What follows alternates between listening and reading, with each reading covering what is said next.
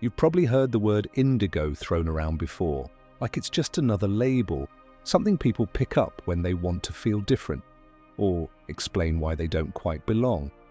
Empath, old soul, light worker. At some point, it all starts to blur together. But here's what most people don't realize. Long before any of this became a trend, before it turned into something you could name, post about, or build an identity around, Carl Jung was already studying a very specific type of mind, not a personality, a pattern. Something that kept appearing in certain individuals in ways that were impossible to ignore. And those people had one thing in common. They didn't fit, not socially, not emotionally, not even internally. It wasn't that they were trying to stand out. In fact, most of them spent years trying to do the opposite. But no matter how much they adjusted, something still felt off. Like they were living in the same world as everyone else, but experiencing it through a completely different lens. And if you've carried that feeling for a long time, that quiet sense that something about you doesn't fully align with the world around you, then this might be the first time it actually starts to click, because Jung never used the word indigo. But what he described comes very close to what we now call the indigo empath, not just someone who feels more, but someone whose system reacts to truth in a way that's hard to turn off, and even harder to ignore. Today I'm going to show you something very specific. The 7 signs Jung identified that distinguish these individuals from ordinary empaths, why each one carries both extraordinary power and devastating difficulty, and what it actually means if you recognize yourself in all of them. The first sign is something that shows up so early, most people misunderstand it completely. You reject false authority instantly, not in a loud, rebellious way, not because you want to challenge rules or create conflict, but because something in you detects when authority isn't real, when it hasn't been earned, when it's being performed rather than embodied. And this usually begins in childhood. You might remember moments where a teacher gave an instruction that didn't feel right, not logically, but viscerally. Other children followed along without question. But you hesitated, not to be difficult, but because something inside you resisted. You couldn't explain it at the time, you just felt it. A kind of internal no that didn't come from defiance, but from perception. Jung observed this in certain individuals and described it as a form of discernment that appears before language. Before the mind can rationalize what's happening, the psyche already knows. It senses the gap between someone's position and their actual integrity. It notices when confidence is covering insecurity, when control is replacing competence, when authority is being demanded rather than naturally respected, and the body responds before the intellect can catch up. That's why, as a child, you are often labeled difficult, or disrespectful, or hard to manage. But what looked like defiance, there was actually sensitivity to authenticity. The problem is the world doesn't reward that kind of perception, especially not in children. It rewards compliance. It rewards silence. It rewards the ability to follow structure without questioning what holds it together. So you learned, slowly, that your instinct was inconvenient, that your resistance caused friction, and over time you may have tried to override it, to become more agreeable, more adaptable, easier to deal with. But that underlying response never really disappeared. Even now, as an adult, you can feel it. That subtle tightening when something isn't genuine. That quiet withdrawal when someone is operating from a place they haven't truly earned. You're not rejecting authority, you're rejecting what isn't real. The second sign is quieter, but often far more unsettling when you look back on it. You were existentially aware as a child. Not in a philosophical, intellectual way. Not because you were gifted, or unusually smart, but because your awareness opened far earlier than it should have. Most children live in the immediate. They think about games, friendships, what's happening right now. Their world is small, contained, safe. But that wasn't your experience. At 4, maybe 5 years old, you remember moments that didn't feel like childhood at all. Lying awake at night, thinking about death. Not as a concept you were taught, but as something you suddenly realized. The fact that life ends, that people disappear, that existence itself is strange, and there was no one to talk to about it, because around you everything continued as if these questions didn't exist. Adults were focused on routines. Other children were playing. The world moved normally, but something in you had already stepped outside of that normal. Jung connected this to an early activation of deeper layers of the psyche, what he called the collective unconscious. In most people, these layers remain dormant until much later in life if they surface at all, but in individuals like this, they're accessible from the beginning. You weren't just experiencing life, you were aware of experiencing it. And that creates a very specific kind of isolation, because how do you explain to anyone that as a child you already felt the weight of existence, that you sensed something beneath the surface of everyday life, something no one else seemed to notice? So, you adapted. You learned to focus on what others focused on, to respond the way you were expected to. But that deeper awareness never really left. It stayed in the background. A quiet, persistent feeling that reality was bigger and stranger than anyone around you was willing to admit. And with that awareness came distance.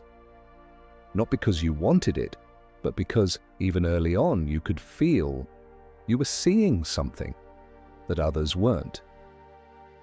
The third sign is something most people will misunderstand your entire life.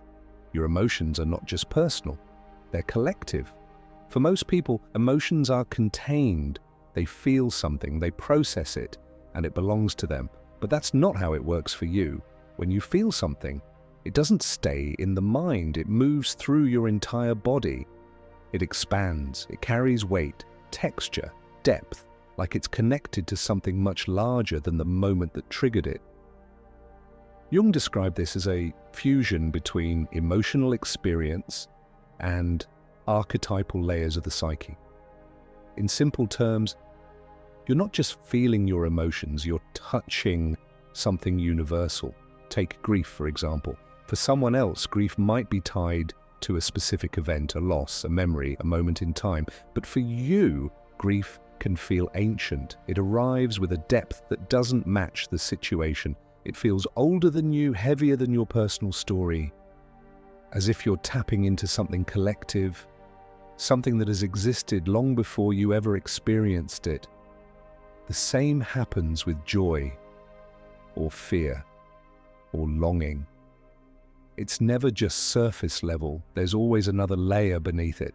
And because of that, your emotional world doesn't fit into ordinary language. You can't easily explain what you feel because what you're experiencing isn't limited to one event, one person, or one moment. And this is where the pain begins, because from the outside it looks like intensity, too emotional, too sensitive, too much. People assume you're overreacting to small things. They don't see the depth behind what you're feeling. They don't understand that your system is processing far more than what's visible, so you learn to compress it, to translate something vast into something manageable, to show only a fraction of what's actually happening inside you.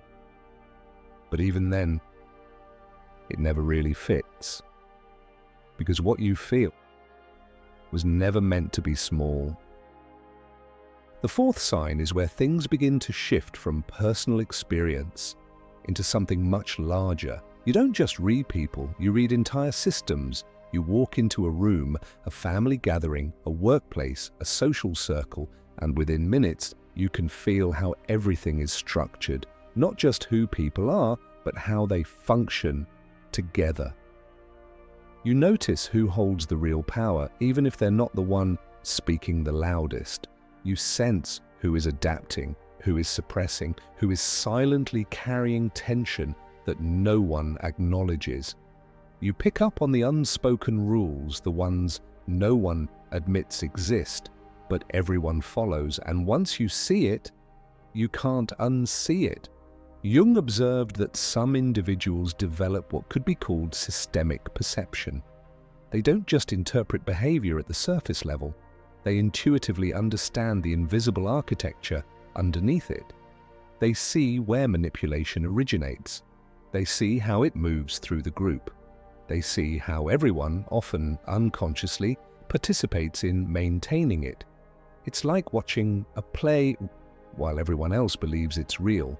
But this ability comes with a cost, because systems are designed to preserve themselves. They rely on a certain level of shared blindness, a quiet agreement not to question what keeps everything stable. And when you enter that system, your perception disrupts it. Not because you're trying to expose anything, but because your awareness alone makes it harder for others to ignore what's happening. You become the one who notices too much, the one who asks the question that shifts the room, the one who can't fully participate in the illusion. And over time, this creates a pattern. You find yourself moving from place to place, jobs, friendships, environments, not because you can't commit, but because eventually the structure reveals itself. And once it does, staying begins to feel impossible. Not because you reject people, but because you can't pretend not to see what's really holding everything together. The fifth sign is one of the most difficult to explain because it doesn't feel like a personality trait. It feels physical. You cannot be fake, not for long, not convincingly, and not without something inside you starting to shut down.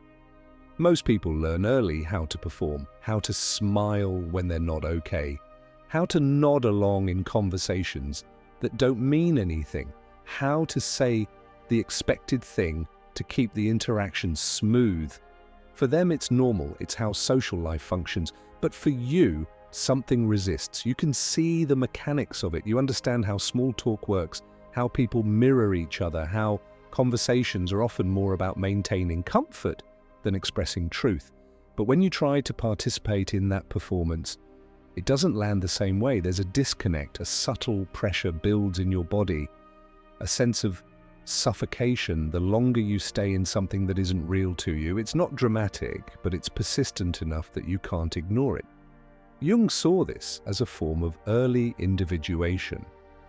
The process most people begin much later in life, the movement toward becoming authentic, toward shedding social masks, has already started in you, which means you can't comfortably live behind a persona the way others can. You're not lacking social skills. You're unable to betray your own perception for the sake of fitting in. And that creates a very specific kind of loneliness, because so much of human connection is built on shared performance. Light conversations, polite responses, mutual pretending that everything is fine. When you can't fully engage in that, you're left on the outside of it. You may still be present, still included, still surrounded by people, but something is missing. Depth, honesty, real connection. And without that, even the most crowded room can feel empty, not because you don't want connection, but because the version of connection available doesn't reach where you actually are. The sixth sign is one of the most confusing and one of the most isolating. You knew things too early. Not because someone explained them to you, not because you were taught, but because you saw them. You saw dynamics that didn't match the story. You could feel when your parents weren't truly happy, even if they never said a word about it. You noticed the silence after certain conversations, the shift in tone, the distance that no one acknowledged. From the outside, everything looked normal, but something in you registered the truth underneath. And the hardest part wasn't what you saw. It was that you couldn't process it. You didn't have the language, you didn't have the emotional framework, you didn't have anyone confirming what you were sensing, so you held it alone. Jung described this as a kind of premature knowing, when perception develops faster than the psyche's ability to integrate it. You're aware of something real, but you can't do anything with that awareness. You can't explain it, you can't even fully understand it, and yet you can't unsee it. This creates a very specific kind of tension inside a child, because everyone around you continues acting as if everything is fine. They follow the script, they maintain the roles, they reinforce the version of reality that keeps things stable, and you're standing there, quietly aware that something doesn't add up. Over time, this leads to a painful question. Is it just me? You begin to doubt your own perception. You wonder if you're imagining things, exaggerating, or being overly sensitive. Sometimes it goes even deeper than that, a quiet fear that maybe something is wrong with you. Because how can you see something so clearly when no one else seems to notice at all? But the truth is, you weren't wrong. You were early. You were perceiving layers of reality that others weren't ready or willing to acknowledge. And because of that, you learned something very young, that seeing the truth doesn't always come with understanding, and it almost never comes with validation. The seventh sign, you feel a mission you can't explain. It feels like something that has always been there, a quiet, persistent sense that you're here for something, even if you can't define what that something is. It's not a goal, it's not a career path or a dream you can map out step by step. It's deeper than that. A kind of inner pull that shows up in moments when your life feels too small or too disconnected from what you know is true. You might be doing everything right on the surface, following a stable path, meeting expectations, staying within what's considered normal, and still something in you resists settling. Not out of restlessness, but out of recognition. A sense that you're not here just to function or to fit into structures that feel hollow. Jung described this as the vocation of the self, not a job, not a role, but a calling that comes from the deepest layer of the psyche, the part of you that isn't shaped by society but exists before it. And for people like this, that calling doesn't go away. You can ignore it, you can delay it, you can try to build a life around avoiding it, but eventually something begins to break, a loss of energy, a quiet depression, a feeling of disconnection that no external success seems to fix. Because the issue isn't what you're doing, it's that you're not aligned with what you are. And this is where things can become dangerous, because when you feel this kind of inner pull, it's easy to misinterpret it, to believe that your purpose is to help everyone, to heal others, to carry more than you should. This is where the martyr pattern begins. You give more, you tolerate more, you stay longer than you should, believing that your role is to transform the people around you. But Jung was very clear about this. That path leads to exhaustion, and often to self-destruction, because your mission was never to save people. It was never to sacrifice yourself trying to fix what isn't yours to fix. The real task is far simpler and far more demanding: to embody truth, to live in alignment with what you see, even when it isolates you, to remain authentic in environments that reward performance, to hold your awareness without shrinking it to make others comfortable. And that's not something you achieve once. It's something you return to again and again, because the moment you abandon that truth, something in you knows. That quiet signal returns, that sense of misalignment, that feeling that you've stepped away from yourself. But when you follow it, even imperfectly, something shifts. Not externally at first, but internally. A sense of coherence, of clarity, of being exactly where you are without needing to explain it. And that's how you begin to understand it. This wasn't a mission you chose, it's something you carry. And the more you accept it, the less you feel the need to search for where you belong. Because you realize you were never meant to belong to anything that required you to leave yourself behind. This is the part where everything you've carried starts to make sense.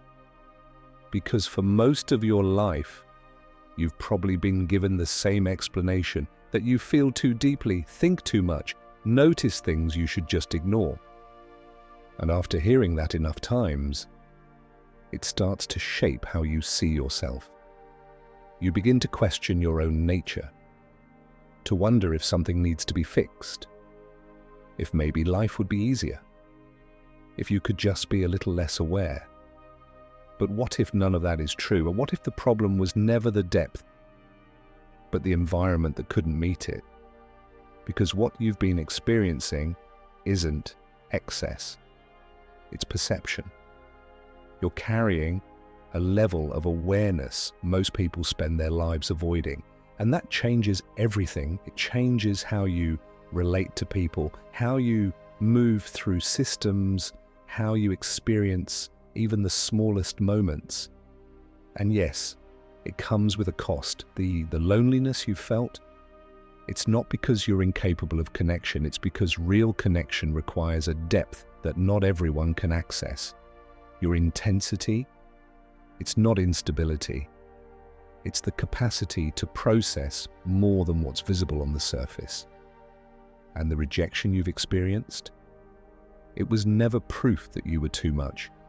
It was a signal of incompatibility, a mismatch between what you carry and what others are able or willing to meet. That doesn't make them wrong, but it also doesn't make you the problem. And this is the shift, the moment where you stop trying to reduce yourself to fit spaces that were never designed for you, where you stop translating your depth into something more digestible, where you stop apologizing for the very thing that makes you who you are, because you're not failing at being normal. You were never designed to be. You were designed to see clearly, to feel fully, to recognize what's real, even when it's inconvenient. And that will always set you apart, not as something broken, but as something rare, something necessary, because every system, every relationship, every structure needs someone who can see what's actually there, someone who doesn't look away, someone who stays present, even when the truth is uncomfortable, and whether you realized it or not, that's been you all along. The world will keep telling you you're too much. Let it. Because the people who need what you carry won't experience you that way. So if something in this video felt familiar, if parts of it stayed with you longer than expected, then you're already closer to understanding yourself than you think. And if you're ready to explore that deeper layer, to actually work with what you carry instead of questioning it, there's a next step waiting for you. You'll find it just below.